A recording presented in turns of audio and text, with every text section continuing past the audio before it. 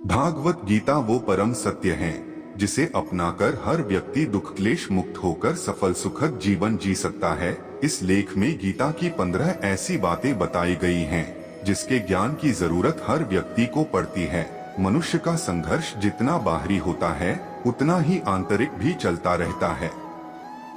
सोच और कर्म का संतुलन ही सफल जीवन का मंत्र है। सही गलत और उचित निर्णय की दुविधा में फंसे व्यक्ति को गीता के इन उपदेश से मानसिक संबल और धैर्य मिलता है। तुम अपने विश्वासों की उपज हो। तुम जिस चीज में विश्वास करते हो तुम वही बन जाते हो। जो स्वयं पर विश्वास करते हुए लक्ष्य की ओर बढ़ते रहते हैं उन्हें सफलता जरूर मिलती है। अगर व्यक्ति अपने लक्ष्य के लिए कर्म में पूरे मन से लग जाता है और उसे कर्म करने से खुशी मिलती है तो सफलता उससे दूर नहीं। हर व्यक्ति के मन में मृत्यु का भय होता है। इस संसार का जब से निर्माण हुआ है तब से जन्म मृत्यु का चक्र चलता आ रहा है। यह प्रकृति का नियम है। इस सत्य को स्वीकार करके भयमुक्त होकर आज में जीना चाहिए। किसी को भी आने वाले पल के बारे में कुछ नहीं पता होता, लेकिन इस संशय में भयभीत रहने से जीवन नहीं जिया जा सकता। इसलिए भय को त्याग कर जीवन से सुख का आनंद लेना चाहिए। जो होना है वो तो होकर रहेगा। श्री कृष्ण अर्जुन से कहते हैं कि व्यक्ति कर्म करने के लिए ही पैदा हुआ है और बिना कर्म किए कोई रह नहीं सकता। फल की चिंता करना व्यर्थ है, क्योंकि इससे मनुष्य का मन काम से भटकने लगता है। किसी कर्म से सफलता नहीं मिलती तो क्या हुआ? असफलता भी ज्ञान के द्वार खोलती है।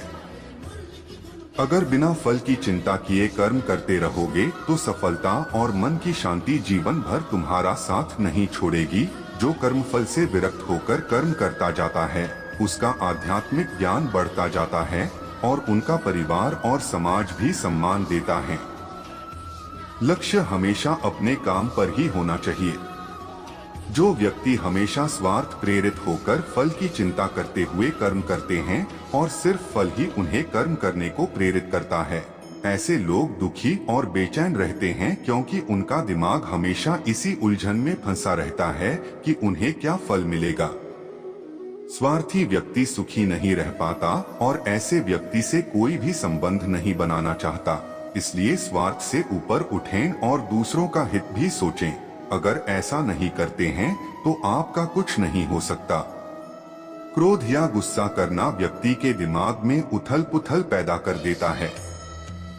आवेश में विवेकहीन होकर कई बार व्यक्ति अपना ही नुकसान कर बैठता है या फिर अपनी ही मानसिक शांति को भंग करके खुद को कष्ट देता है।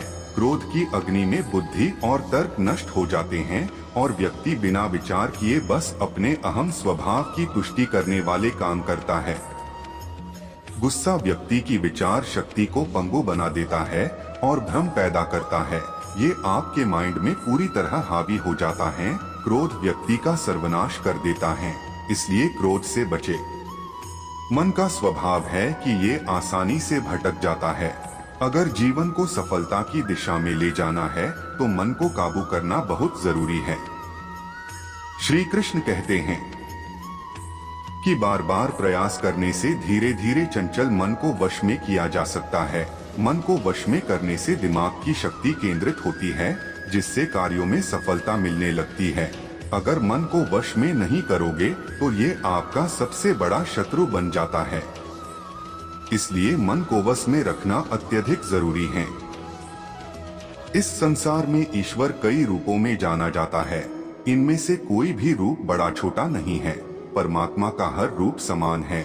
जैसे हर नदी अंत में सागर में जाकर मिलती है, वैसे ही हर धर्म मत और संप्रदाय की धाराएं परमात्मा रूपी समुद्र में समा जाती हैं। यह संसार परमपिता का ही स्वरूप है। वो हर कण में विद्यमान है।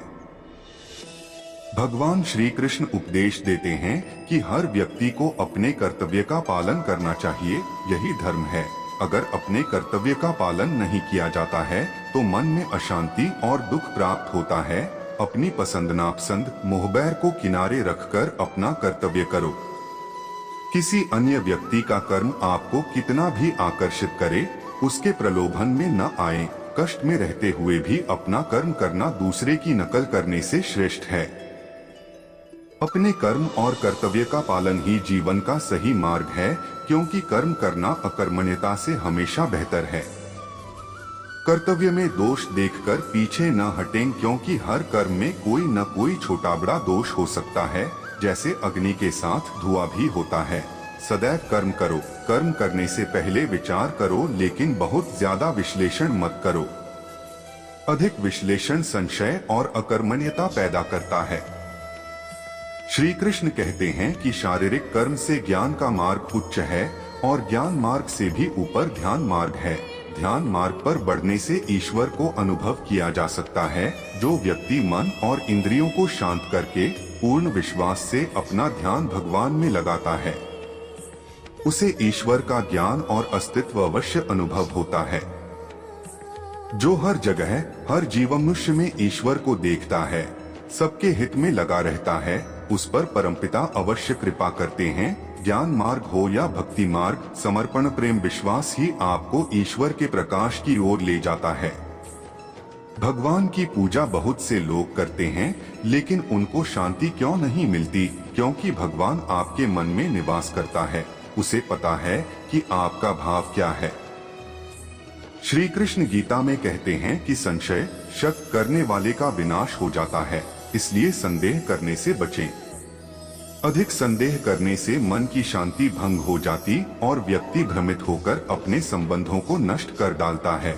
जिसे शक करने की आदत पड़ जाती है, उसे इस लोक या परलोक में भी शांति नहीं मिलती।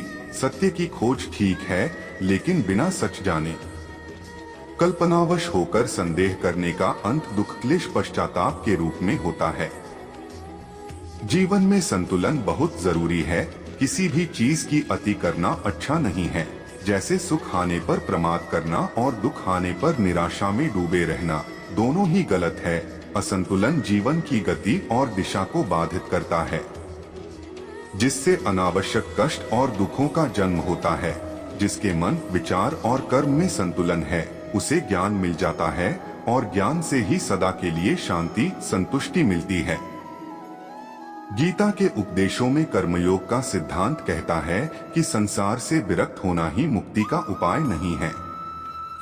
संसार में रहकर एक गृहस्थ अपने कर्मों का पालन करते हुए कर्मफल से विरक्त होकर मुक्ति प्राप्त कर सकता है।